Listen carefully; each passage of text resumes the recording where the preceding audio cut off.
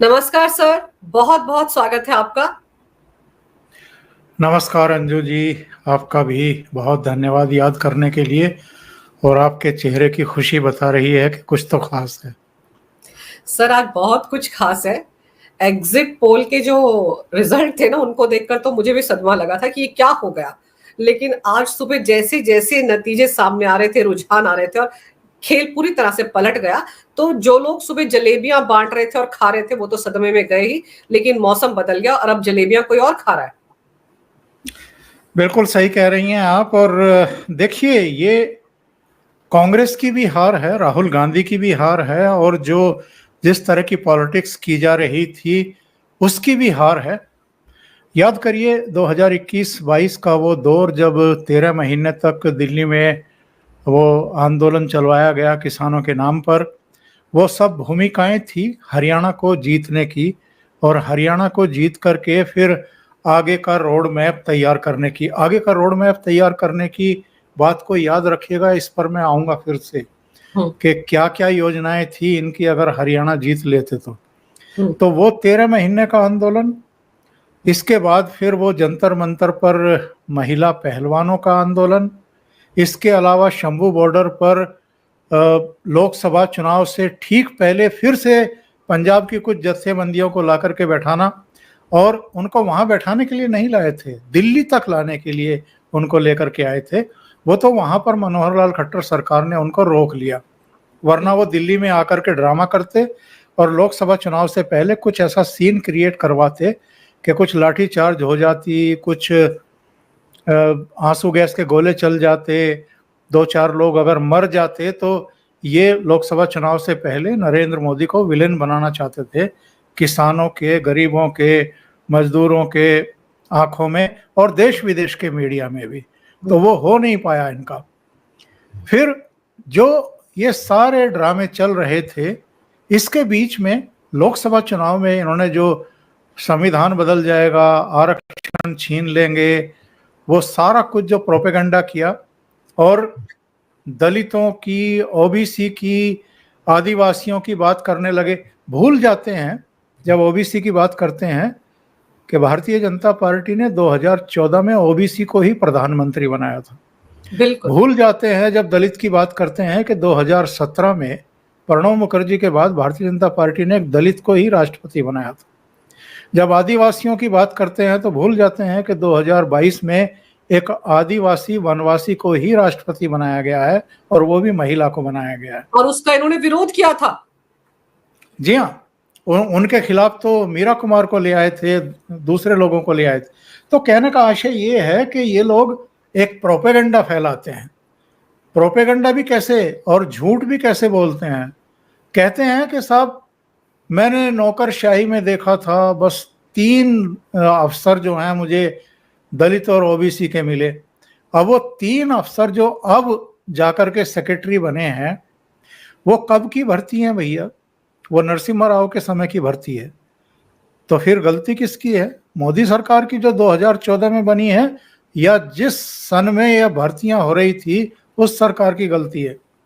तो ये एक प्रोपेगेंडा, और मीडिया का एक बड़ा हिस्सा तो इनके हर तरह के बयानों को, प्रेस कॉन्फ्रेंस को, भाषणों को पूरा ब्रेकिंग न्यूज बना करके चलाता है। लेकिन हरियाणा को लेकर के जो इन्होंने चीजें डिजाइन की थी वो एक्चुअल में इन पर उल्टी पड़ गई। और इन्होंने सोचा ये था कि जाट कार्ड खेल जाओ। और ये क्यों जाट कार्ड खेला कि भाई वो 13 महीने का आंदोलन था, उसमें मैक्सिमम जो टीकरी बॉर्डर पर बैठे हुए तो वो तो खाप पंचायतों के चौधरी थे और जाट किसान ही थे। तो इन्होंने सोचा कि ये तो अब इनका माइंड सेट हो गया होगा मोदी विरोधी। एक हवा भी बन जाती है खापों के जरिए, दूसरे जरिए जो भूपेंद्र सिंह हुड्डा की और उनके बेटे की एक दखल है खाप पंचायतों पर भी, तो उन्होंने ये सोचा होगा। फिर विनेश फोगाट को, फिर उनके पति बजरंग पूनिया जो उनके जीजा जी हैं, उनको, इन सबको मैनेज किया इन्होंने किसी तरीके से। फिर ये सब ड्रामा किया गया। पेरिस से वो लौटी तो जिस तरीके से एयरपोर्ट से ही दीपेंद्र हुड्डा ने उनको एक तरीके से अपनी गिरफ्त में लिया और उनके गांव बलाली तक जो वो अभिनंदन समारोह चले और लंबा चौड़ा जो है वो प्रेस से बातचीत, इंटरव्यूज, वो सब एक हवा बनाने की कोशिश की गई। और जो जाट हरियाणा में अलग अलग दलों और नेताओं के पीछे बट जाते थे, उनको भूपेंद्र सिंह हुड्डा के पीछे ही लामबंद करने की कोशिश की। लेकिन अंजू जी और दर्शकों को भी ये जानकर के सुखद आश्चर्य और अनुभूति होगी कि जिसे जाट बेल्ट कहा जाता है, hard core Jat belt Haryana की, वहां की 15 में से 8 सीटें कांग्रेस ने जीती हैं और 7 भारतीय जनता पार्टी ने जीत ली हैं। इसका मतलब ये है कि जाट वोट भारतीय जनता पार्टी को भी पड़े हैं। बिल्कुल। वो भूपेंद्र सिंह हुड्डा के नाम पर केवल कांग्रेस को नहीं पड़े हैं। इसका मतलब इनका जो जाट दांव था वो इनको इतना उल्टा पड़ा कि जाट और गैर जाट ध्रुवीकरण हुआ। जाटों का तो पूरा ध्रुवीकरण नहीं हुआ, उसमें से तो आधे भारतीय जनता पार्टी की तरफ भी चले गए, और जो गैर जाट थे वो सारे ध्रुवीकृत हो गए एक तरीके से। अब जहां जहां कैंडिडेट होंगे, ब्राह्मण होंगे, राजपूत होंगे, दूसरी जातियों के होंगे, वहां तो खैर वोट उनको पड़ेंगे, लेकिन ओवरऑल हरियाणा में जो ये अंतर दिखाई दे रहा है उसकी वजह यही है। दूसरी बात ये है, ये जो बांग्लादेश में 5 अगस्त की घटना हुई थी, शेख हसीना का तख्ता पलटने की, और उसके बाद जो हिंदुओं पर क्रूरता हुई है, जो अत्याचार हुए हैं, उनकी माँ बहन बेटियों की अस्मत पर हाथ डाला गया, उनकी दुकानें लूट ली गई, उनके घरों में घुस गए, एक दहशत का वातावरण, एक दरोगा हिंदू थे, उनको काट करके चौराहे पर लटका दिया गया। इसके अलावा उनके धर्म स्थलों पर जो है अटैक किए गए। और 2024 के लोकसभा चुनाव के बाद आप देख रही होंगी, संसद के भीतर भी और संसद के बाहर भी, खास तौर से जो मुस्लिम चुने हुए जनप्रतिनिधि आए हैं, या जो राहुल गांधी का जो एटीट्यूड, जो बॉडी लैंग्वेज, जो बदजुबानी बढ़ी है और जो आक्रामकता बढ़ी है, जैसे मोईद खान ने एक नाबालिग लड़की के साथ रेप किया, जैसे कन्नौज में एक यादव ने एक दूसरी युवती के साथ जो है यौनाचार किया, रेप किया, इस तरह की घटनाएं लगातार बढ़ रही थी। जरा जरा सी बातों पर ये अभी डासना के मंदिर पर जो है हजारों मुसलमान इकट्ठा हो गए, यती ने कुछ कह दिया तो मेरठ में इकट्ठे हो गए, पत्थरबाजी कर दी, सहारनपुर में पत्थरबाजी कर दी। ये जो आक्रामकता बढ़ रही थी, इसकी वजह क्या थी? इसकी वजह ये थी कि साहब नरेंद्र मोदी की सरकार, ये तो भारतीय जनता पार्टी तो इस बार 240 पर रह गई, और राहुल गांधी के नेतृत्व में कांग्रेस पार्टी को 99 सीट मिल गई। बहुत ज्यादा। अरे बेवकूफों, 99 सीट बहुमत होता है क्या? मतलब तीसरी बार का रिजेक्शन, और आप ऐसा शो कर रहे हैं कि जैसे उनको बहुमत मिल गया हो और नरेंद्र मोदी हार गए हों।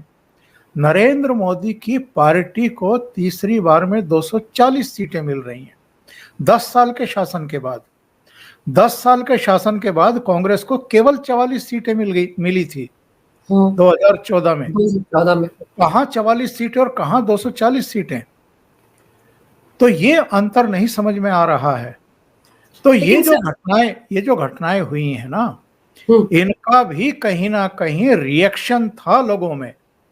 और जो मैंने आपके शो में कहा था कि जो संजौली में हुआ, जो मंडी में हुआ, जो बिलासपुर में हुआ, ये सारे जो रिएक्शंस थे, और जो सूरत में सैयदपुरा में हुआ, जगह जगह जो हिंदू सड़कों पर उतरे थे, वो एक रिएक्शन भी था, एक प्रायश्चित भी था कि 2024 के लोकसभा चुनाव में हमारी नालायकी की वजह से, हमारी ढील की वजह से भारतीय जनता पार्टी 240 पर रह गई, और इनको नरेंद्र मोदी को गाली गलौज करने का मौका मिल गया है, जैसे लाइसेंस मिल गया हो।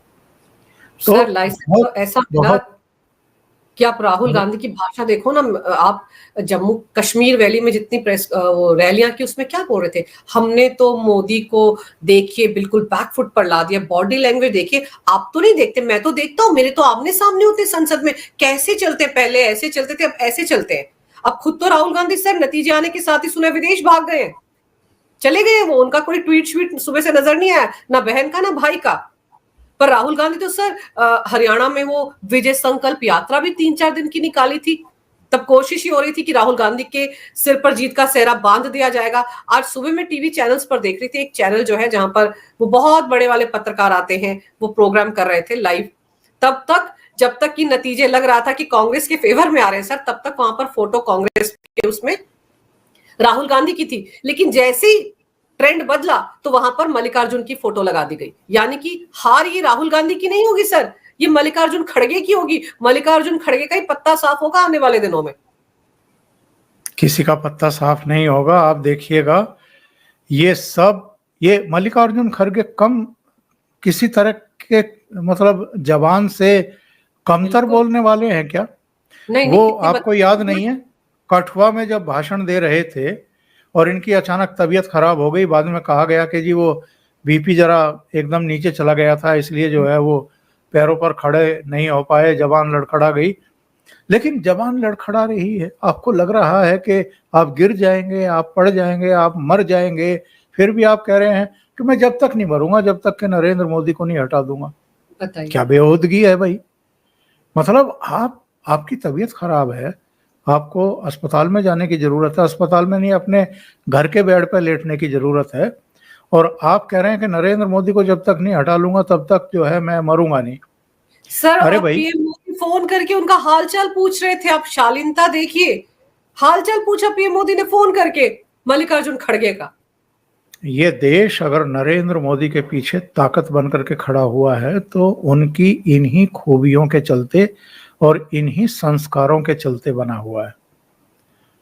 वो उनको लगातार ताकत देते हैं, और जब लोग देखते हैं कि नरेंद्र मोदी को अनड्यू ये गाली गलौज कर रहे हैं जिसकी जरूरत नहीं है, बेवजह भी उनको गालियां बक रहे हैं, उनको कोस रहे हैं, उनके लिए भले बुरे शब्दों का इस्तेमाल कर रहे हैं, तब इन लोगों को इनकी जगह भी जनता दिखा देती है।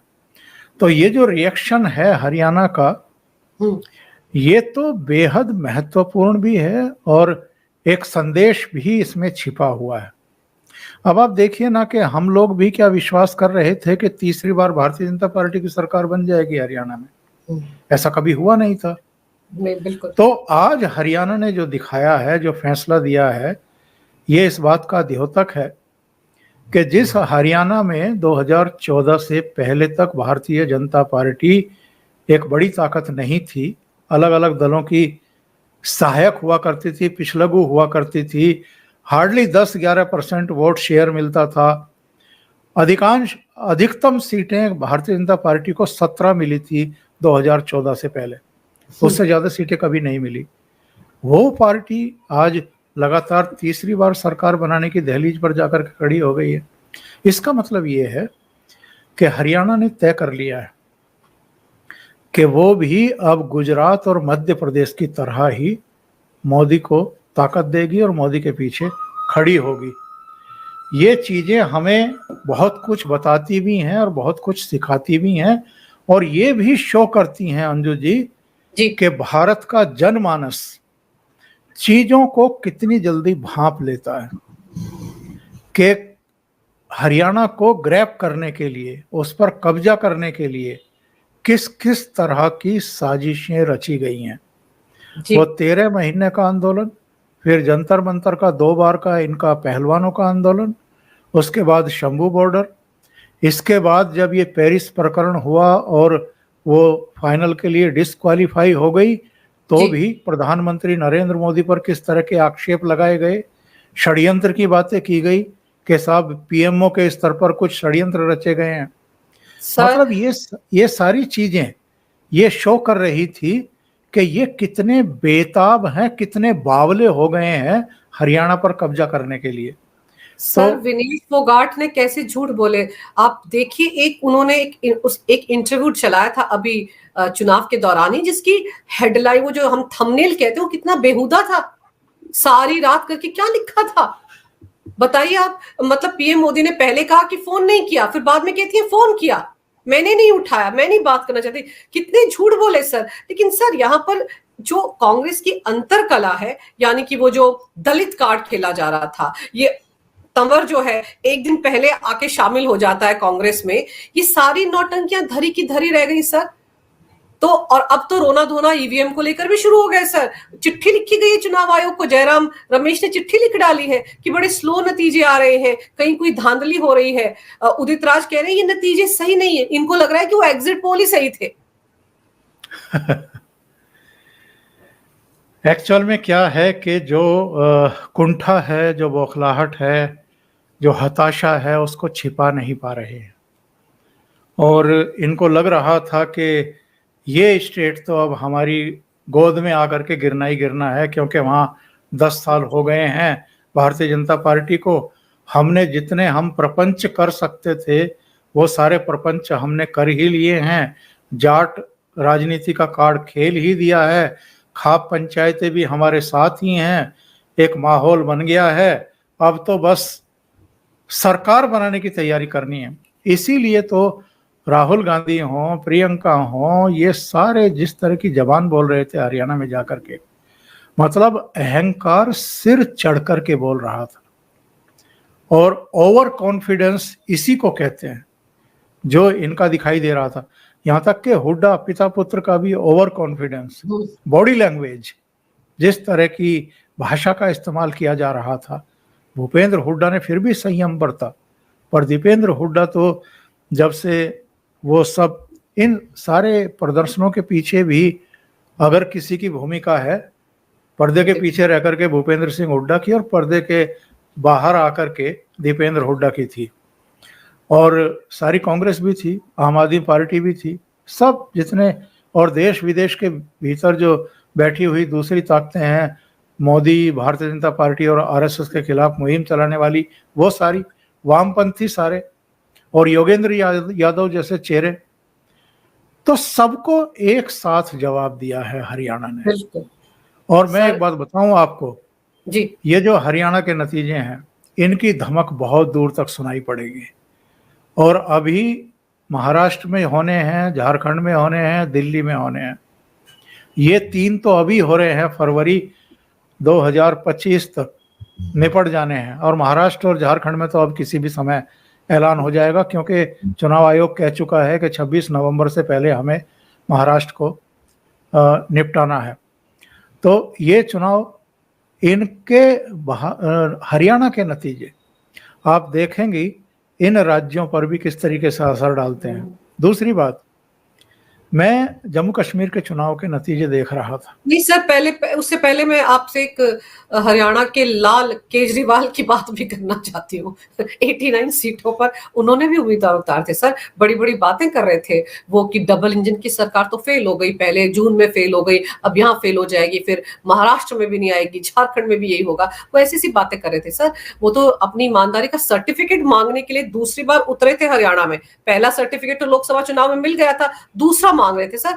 उनकी तो जो वोट प्रतिशत है 1.79, बस नोटा से थोड़ी ज्यादा है, और जमानतें जब्त हो गई है सर। उनके बारे में भी तो कुछ बोलिए ना। नहीं, उनके बारे में तो मैं पहले भी आपको कह चुका हूं। एक प्रोग्राम में मैंने ये कहा था कि उनके 90 सीटों पर टिकट बांटने के पीछे हेतु दूसरा है, मकसद दूसरा है। वो बस जेब गरम करनी थी, उनको कुछ पैसा जुटाना था। तो जिनको कहीं और छोर नहीं था, तो वो आम आदमी पार्टी का टिकट ले करके और कुछ दक्षिणा दे करके चुनाव लड़ रहे थे। दूसरी बात यह है कि अरविंद केजरीवाल को भी, उनकी पार्टी को भी, उनकी पत्नी को भी किसी को गलतफहमी नहीं थी कि हरियाणा में ये कोई झंडा गाड़ने वाले हैं, क्योंकि भ्रष्टाचार के में आकंठ डूबे हुए हैं। 5.5 महीने तो ये तिहाड़ में रह करके आ रहे हैं, 1.5 साल के करीब मनीष सिसोदिया जेल में रह करके आ रहे हैं, 6 महीना संजय सिंह रह करके आ रहे हैं, विजय नायर भी इतने ही समय रह करके आ रहे हैं। इनका पीए विभव कुमार स्वाति मालीवाल के साथ मारपीट के मामले में 3-4 महीने की जेल काट करके आ रहे हैं। अभी वो ओखला का जो एमएलए है अमानतुल्लाह खान, वो ईडी की गिरफ्त में आया, वो जेल में पड़ा हुआ है। सत्येंद्र जैन को जमानत ही नहीं मिल रही है, 2 साल से ज्यादा उसको हो गया है। तो पूरी पार्टी का पूरा मामला ही बिगड़ा हुआ है, बेपटरी हुई पड़ी है। पहले भी मैं बता चुका आपके दर्शकों को कि दिसंबर में 2023 में 5 राज्यों के चुनाव हुए थे, जिनमें से 3 में इन्होंने 205 कैंडिडेट खड़े किए थे, उन सबकी जमानत जब्त हो गई थी। अभी लोकसभा चुनाव लड़ा, 22 टिकट बांटे इन्होंने, ये 13 की 13 सीटें पंजाब में लड़ी, वहां पर केवल 3 जीत पाए, 10 पर हार मिली इनको। हरियाणा में कुरुक्षेत्र लड़े, हार मिली। गुजरात में भरूच और भावनगर लड़े, हार मिली। दिल्ली में 7 में से 4 सीटों पर ये लड़े, 3 पर कांग्रेस लड़ी, 7 की 7 दोनों पार्टियां हारी। तो इनको पता है कि हमारा बंटाधार हो चुका, हमारा मतदाता खिसक चुका, हमारा जनाधार चला गया। अब तो ये केवल जो इनको वो राष्ट्रीय पार्टी का तमगा मिल गया है ना, वो एक किसी चूहे को हल्दी की गांठ मिल गई थी, तो वो पंसारी बन करके बैठ गया रोड के किनारे कि साहब ये हल्दी ले लो। तो ये जो है, ये जो राष्ट्रीय पार्टी का इनको वो गिद्दड़ पर्चा मिला है, उसको बनाए रखने के लिए अलग अलग राज्यों में कैंडिडेट खड़े करते हैं। इस बहाने मीडिया में बने रहते हैं, मीडिया की बड़ी मेहरबानी रहती है इन पे, इनको कवरेज मिल जाता है और इनको पैसे भी मिल जाते हैं, टिकट के नाम भी रहता है, और 1-1.5%, 1.25% वोट मिल रहा है, तो वो राष्ट्रीय पार्टी बनाए रखने में इनके लिए मददगार है। बस इतना ही है, इससे ज्यादा इनको गलतफहमी नहीं थी। बिल्कुल सर, कांग्रेस को अगर चलो झटका लग गया हरियाणा में, लेकिन उनके लिए तो वहां पर भी झटका ही है। National conference single largest party बनकर उभरी, 6 सीटें ही तो कांग्रेस को मिल रही हैं, जबकि राहुल गांधी तो कश्मीर में इतनी सारी रैलियां करते नजर आ रहे थे। मैं बताता हूं इनके बारे में, वही मैं चर्चा कर रहा था जब आपने मुझे केजरीवाल के लिए रोक दिया। केजरीवाल के लिए रोक दिया। ये 32 सीटों पर लड़े थे और बाकी सीटों पर नेशनल कॉन्फ्रेंस लड़ी थी। 32 में से जीत कितनी रहे हैं? 6, यानी 26 सीटों पर हार गए हैं। और जीत कौन रहे हैं इनके टिकट पर? मैं आपको नाम पढ़ के बता देता हूं। इरफान हफीज लोन, निजामुद्दीन भट्ट, तारिक हमीद कारा, गुलाम अहमद मीर, पीरजादा मोहम्मद सईद, इफ्तिकार अहमद। कोई एक भी हिंदू है क्या? जो 6 जीते हैं कांग्रेस के टिकट पर, सारे के सारे मुसलमान हैं। ये हिंदू सीटों पर भी लड़े थे, सब के सब हार गए। और एक और तथ्य बताता हूं, नेशनल कॉन्फ्रेंस जो सीटें जीत रही है उसमें केवल नौशेरा और एक रामबन, इन 2 सीटों पर ही हिंदू जीते हैं, बाकी सारे के सारे मुसलमान जीते हैं। बताइए। तो एक तरफा जैसे फारूक अब्दुल्ला, उमर अब्दुल्ला की पार्टी प्रो मुस्लिम थी घाटी में, अब कांग्रेस भी उनके पीछे पीछे है, वो भी प्रो मुस्लिम है। उनको तो फिर भी 2 कैंडिडेट उनके तो हिंदू जीत रहे हैं, लेकिन इनका तो एक भी नहीं है, नाम लेने को भी नहीं है। और ये जो इनकी मुस्लिम परस्ती है, ये जो मुस्लिम तुष्टीकरण की राजनीति है, इसी ने इनका बंटाधार किया है हरियाणा में भी और जम्मू रीजन में भी। जम्मू रीजन में एक हिंदू नहीं जीता इनका। तो ये खतरे का संकेत है कांग्रेस के लिए, राहुल गांधी के लिए, और इनकी रीति नीतियों को लेकर के इनको सचेत हो जाना चाहिए।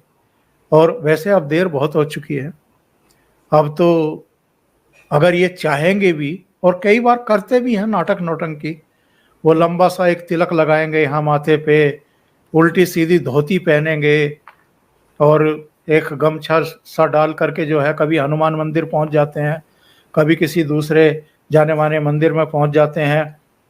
लेकिन अब जनता भी समझ गई है इनके छल प्रपंच जितने भी है, और झूठ की राजनीति भी समझ गई है, और किस किस तरह के ओछे हथकंडे अपना सकते हैं वो भी देख लिया है। जंतर मंतर पर पहलवान बेटियों को जिस तरीके से उतारा, और वो तो समझ में आ गया ना लोगों के, जब वो पेरिस से हार करके लौटी तो उसको टिकट थमा दिया कांग्रेस का कि जुलाना से आप चुनाव लड़ लो।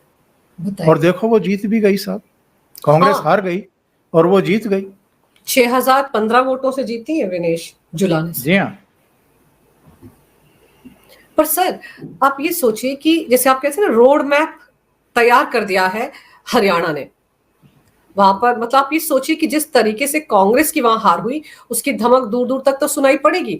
लेकिन कांग्रेस के लिए क्या संदेश है सर? कांग्रेस राहुल गांधी को बार बार, वो काठ की हांडी को बार बार चढ़ाने की कोशिश करती है। राहुल गांधी तो सुना अब दिल्ली में भी कोई न्याय यात्रा निकालने वाले, अभी तो उनकी वो विजय संकल्प यात्रा ही धरी की धरी रह गई सर।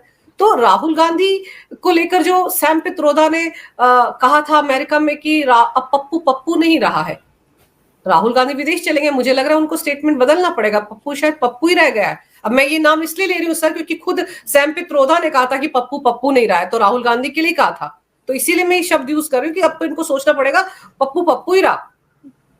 हरियाणा की इस करारी शिकस्त के बाद मुझे लगता नहीं है कि बहन भाई दिल्ली में किसी तरह की कोई यात्रा निकालने का दुस्साहस करेंगे, क्योंकि जहां जहां पैर पड़े संतन के तह तह बंटाधार। हिमाचल में नहीं गए थे, हिमाचल में कांग्रेस की सरकार बन गई थी।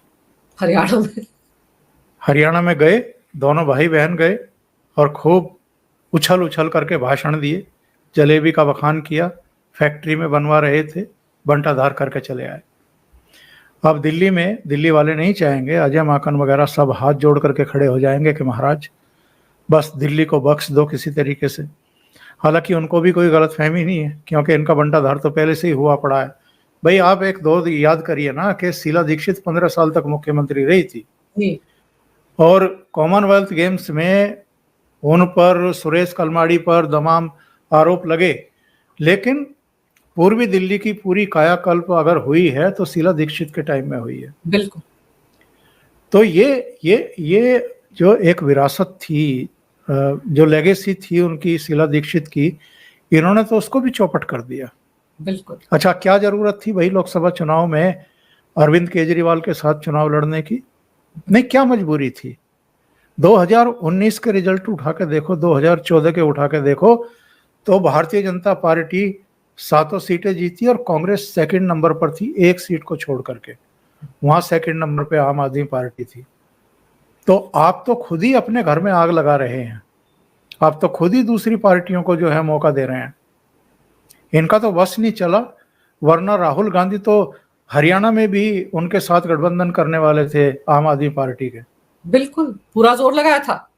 तो ये हर जगह उसके लिए जगह छोड़ रहे हैं कि आ जाओ भाई, हम हट रहे हैं, तुम हमारी जगह ले लो। क्योंकि ये इनको बहुत हड़बड़ी है, बहुत जल्दी है। इनको पता है कि प्रधानमंत्री तो बनना नहीं है, बहुमत तो आना नहीं है, और दूसरे दल भी तुम्हें प्रधानमंत्री तो स्वीकार करेंगे नहीं, चाहे ममता बनर्जी हैं, शरद पवार हैं, अरविंद केजरीवाल हैं, जितने भी इनके सहयोगी संगठन हैं। आपके लालू का बेटा भी नहीं मानेगा, सब कोई नहीं मानेगा इनको। तो इनको पता है कि जितनी जल्दी हो सके अपना ताला लगाओ 24 अकबर रोड पर, और जो जगह जगह जो है संपत्ति है कांग्रेस की, उसको किसी तरीके से इकट्ठी करो और निकल लो, कहीं इटली की तरफ निकल लो या किसी दूसरी तरफ निकल लो।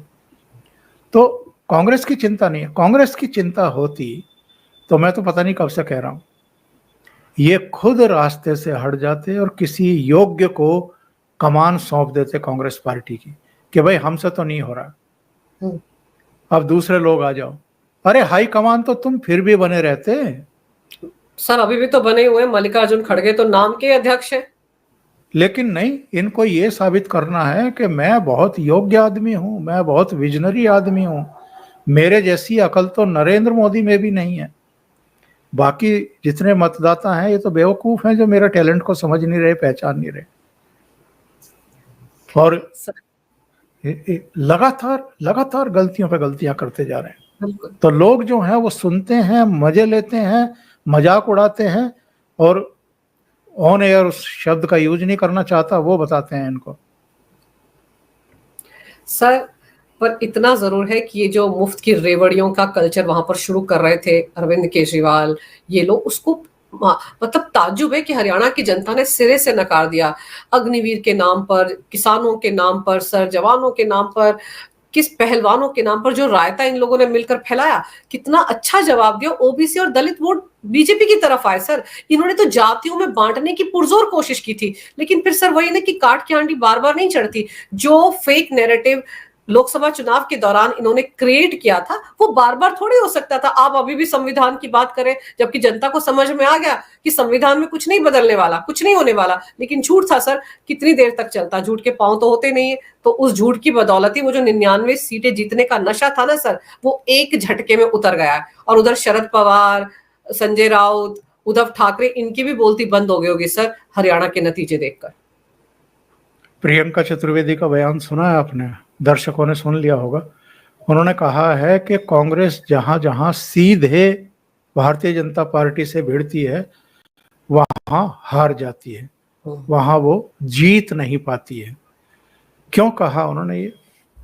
उन्होंने ये इसलिए कहा है कि बेटा महाराष्ट्र का चुनाव आ रहा है, आंख बंद करके उद्धव ठाकरे को नेता मान लो और उद्धव ठाकरे के पीछे ही खड़े हो जाओ सारे तन करके। नाना पटोले या दूसरे जो हैं वो मुख्यमंत्री बनने का सपना मत देखो, क्योंकि ऐसा करोगे तो महाराष्ट्र में भी यही हाल होगा जो हरियाणा में हुआ है। दूसरा जो आपने प्रश्न उठाया था, आपके अपने स्टेट हिमाचल में दो घटनाएं घटी थी। एक घटना तो हुई थी वो संजौली और शिमला वाली और मंडी वाली, और दूसरी घटना घटी थी अंजू जी समय पर वेतन और पेंशन रिलीज ना करने वाली जी। तो ये दो घटनाएं, और तीसरी घटना चुनाव के भीतर ही ये हो गई थी कि इन्होंने टॉयलेट टैक्स लगा दिया। तो इन तीन घटनाओं ने लोगों में सीधा मैसेज भेज दिया कि यार जब चुनाव होते हैं बहुत बड़ी बड़ी बातें करते हैं, हम तो ये कर देंगे, हम तो वो कर देंगे, हम महिलाओं को ये दे देंगे, युवाओं को ये दे देंगे, इतने लाख नौकरी दे देंगे। लेकिन जहां जहां पैर पड़ते हैं, जहां जहां सरकार बनते हैं, वहां बंटाधार कर देते हैं। तो हिमाचल का जो उदाहरण था, हिमाचल की जो घटनाएं थी, कर्नाटक भी सर वही है। जी हाँ। तो इन घटनाओं ने भी लोगों को एकदम सजग और सतर्क कर दिया कि बेटा इनके हाथ में मत दे देना। और एक घटना हरियाणा के भीतर हुई, जैसे ही चुनाव प्रचार शुरू हुआ तो वो असंध वाला जो इनका प्रत्याशी था गोगी, उसने कहा कि पहले तो मैं अपना घर भरूंगा, फिर अपने रिश्तेदारों का घर भरूंगा, और उसके बाद जो है फिर जिन्होंने वोट दिए हैं उनको नौकरी वोकरी देने का बंदोबस्त करूंगा। और भूपेंद्र सिंह हुड्डा से तो मेरे बहुत निजी ताल्लुकात हैं। एक वो नीरज शर्मा जो फरीदाबाद से खड़े हुए थे, उन्होंने कहा कि 50 वोट दिलाओ और एक नौकरी ले लो मेरे से। तो इन्होंने नौकरी बांटनी शुरू कर दी थी। भूपेंद्र सिंह हुड्डा, ये आपके मनोहर लाल खट्टर के टाइम में, आप मनोहर लाल खट्टर पर लाख आरोप लगाइए, लेकिन जिस तरीके से पारदर्शिता के साथ मेरिट के आधार पर उन्होंने नौकरियां दी हैं, वो 2014 के पहले जितना एक खर्ची पर्ची और ये सारा चल रहा था, सोर्स सिफारिश से नौकरी लगती थी, वो सारे धंधे बंद कर दिए थे। और ये गैर जाट बहुत अच्छे तरीके से समझते हैं। और मैं जाट होते हुए भी ये बात कह रहा हूं कि जाटों के लड़कों ने पढ़ना बंद कर दिया है और वो चाहते हैं कि बस अपनी सरकार आ जाए, यानी अपनी बिरादरी का कोई मुख्यमंत्री बन जाए, तो फिर डग्गेशाही से नौकरी तो ले ही लेंगे हम किसी तरीके से। इससे जो मेरिट पर आने वाले बच्चे हैं, वो चाहे किसी भी जाति के हैं, उनके हकों पर एक तरीके से डाका पड़ता है। और पिछले 10 साल के कार्यकाल में चाहे मनोहर लाल खट्टर रहे हों या फिर नायब सैनी रहे हों, मेरिट पर चयन हुआ है। और जो आपके लोक सेवा आयोग है हरियाणा का और जो कर्मचारी चयन बोर्ड है, उसने मेरिट पर ही काम किया है। तो ये जो चीजें हैं ये लोगों में सीधा संदेश भेजती हैं। और सर ये लोग बेरोजगारी का रोना रो रहे थे ना। 94 लाख यूथ वोटर था, उन्होंने भी तो बीजेपी को ही वोट किया ना। अगर सच में बेरोजगारी होती और आप जैसे कह रहे हैं कि मेरिट पर लोगों को नौकरियां मिली, तो उसी की बदौलत ये युवा वोटर भी तो बीजेपी की तरफ गया, क्योंकि उनको मोदी पर भी भरोसा है और यहाँ के नेतृत्व पर भी भरोसा है कि भाई ऊपर अगर मोदी बैठे हुए हैं तो नीचे गड़बड़ी नहीं होगी। बिल्कुल। और एक सबसे बड़ा जो तथ्य होता है वो ये होता है कि हरियाणा में सरकार आमतौर पर लोग उसी की बनाते हैं जिसकी सेंटर में गवर्नमेंट होती है। तो वही इस समय जो है हम होते हुए देख रहे हैं।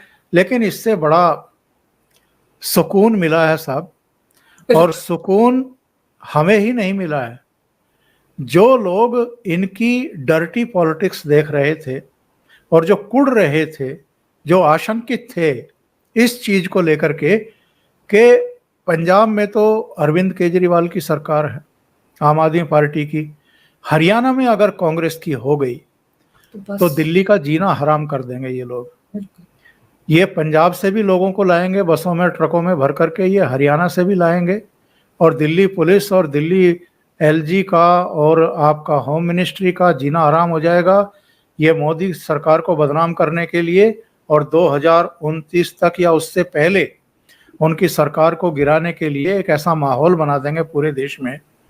राष्ट्रीय इंटरनेशनल नेशनल इंटरनेशनल मीडिया इनका अपना है, जिसमें बहुत सारे लोग इनके बैठे हैं, उसके जरिए एक ऐसी आबो हवा बनाएंगे कि जैसे भारत में तो अब आंदोलन, धरने, प्रदर्शन, अराजकता, लाठियां, आंसू गैस के गोली यही सब चल रहा है। हरियाणा एक दीवार बन करके खड़ा हो गया है इन लोगों के बीच में और मोदी जी के बीच में। तो हरियाणा का जो ये नतीजा है, ये बहुत बड़ी राहत लेकर के मोदी जी के लिए भी लेकर के आया है। बिल्कुल सर, एक ही झटके में हरियाणा वासियों ने जो विपक्ष रायता फैलाने की कोशिश कर रहा था उस पूरे पर पानी फेर दिया है। और आप सच कह रहे हैं कि मोदी जी और इनके बीच में एक दीवार बनकर आया, और ये नतीजा बहुत ही सुखद आया है। अप्रत्याशित इसलिए लग रहा है क्योंकि माहौल तो ऐसा ही बना दिया गया था एग्जिट पोल्स के जरिए। खैर, ईवीएम पर रोना धोना भी सर शुरू हो गया, और आज सर आपने समय निकाला और विस्तार से तमाम जानकारी इस चुनाव को लेकर मेरे दर्शकों को दी। आपका बहुत बहुत धन्यवाद। नमस्कार।